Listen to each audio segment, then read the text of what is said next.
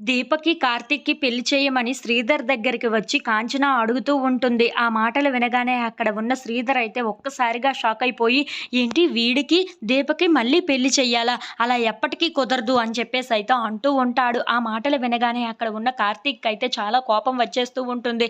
ఇంతలో అక్కడ ఉన్న శ్రీధర్ మాత్రం ఏదో పోయిందేదో పోయింది. నేను దీపతో మాట్లాడమంటే మాట్లాడుతాను. మళ్ళీ నీ అదృష్టం కొలది మళ్ళీ ఆ తాళి తెగిపోయింది. అలాంటప్పుడు మళ్ళీ అతికించుకోవాలని ఎట్టి పరిస్థితుల్లో చూసుకోకు. ఆ దీపతో మాట్లాడి ఎంతో కొంత డబ్బు ఇచ్చి తన కూతురిని తనని ఎక్కడికో వెళ్ళిపోమంటాను సరేనా అని చెప్పేసి అయితే అంటూ ఉంటాడు. ఆ మాటలు వినగానే అక్కడ ఉన్న కార్తీక్ అయితే చాలా కోపం వచ్చేస్తూ ఉంటుంది. ఇంతలో అక్కడ ఉన్న కాంచన మాత్రం తనని ఆపుతూ ఉంటుంది. అది చూసి అక్కడ ఉన్న శ్రీధర్ మాత్రం అవునురా నేను చెప్తుంది నిజమే. నీ అదృష్టం బాగుండి ఇప్పుడు ఆ తాళి తెగిపోయి నీ బంధం కూడా తెగిపోయినట్లుగా అవుతుంది. అలాంటప్పుడు మళ్ళీ ఎందుకు అతికించుకోవాలనుకుంటున్నావు అని చెప్పేసి అయితే అడుగుతూ ఉంటాడు. ఆ మాటలు వినగానే అక్కడ ఉన్న కాంచన అయితే ఏంటండి ఏం మాట్లాడుతున్నారు మీరు?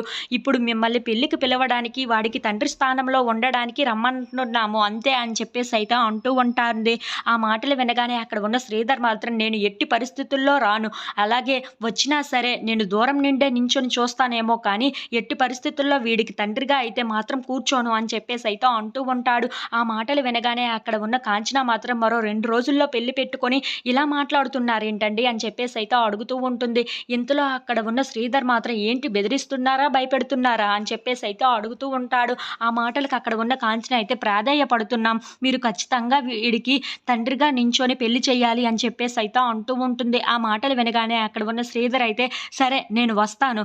కానీ నాదొక కండిషన్ అని చెప్పేసి అయితే అంటూ ఉంటాడు. ఆ మాటలు వినగానే అక్కడ ఉన్న కార్తీక్ అయితే ఏంటి ఆ కండిషన్ అని చెప్పేసి అయితే అడుగుతూ ఉంటాడు. ఇంతలో అక్కడ ఉన్న శ్రీధర్ మాత్రం నేను తండ్రిగా నీకు కూర్చోవాలి అంటే దీప మాత్రం నీ భార్యగా కూర్చోకూడదు. పెళ్లి కూతురుగా దీప మాత్రం ఉండకూడదు అని చెప్పేసి అయితే అంటూ ఉంటాడు. ఆ మాటలు విని అక్కడ ఉన్న కార్తీక్ అయితే అమ్మ ఇక కుదరదు. పద ఇక్కడి నుండి వెళ్ళిపోదాం అని చెప్పేసి అయితే వాళ్ళ అమ్మని తీసుకొని వెళ్ళిపోతూ ఉంటాడు. ఇంతలో సుమిత్ర దీప దగ్గరికి వచ్చి అసలు కార్తీక్‌కి ఇలాంటి ఆలోచనలన్నీ ఇచ్చింది నువ్వే కదా అని చెప్పేసి అయితే దీపని అడుగుతూ ఉంటుంది. ఆ మాటలు వినగానే అక్కడ ఉన్న దీప అయితే చాలా బాధపడుతూ లేదమ్మా అని చెప్పేసి అయితే అంటూ ఉంటుంది.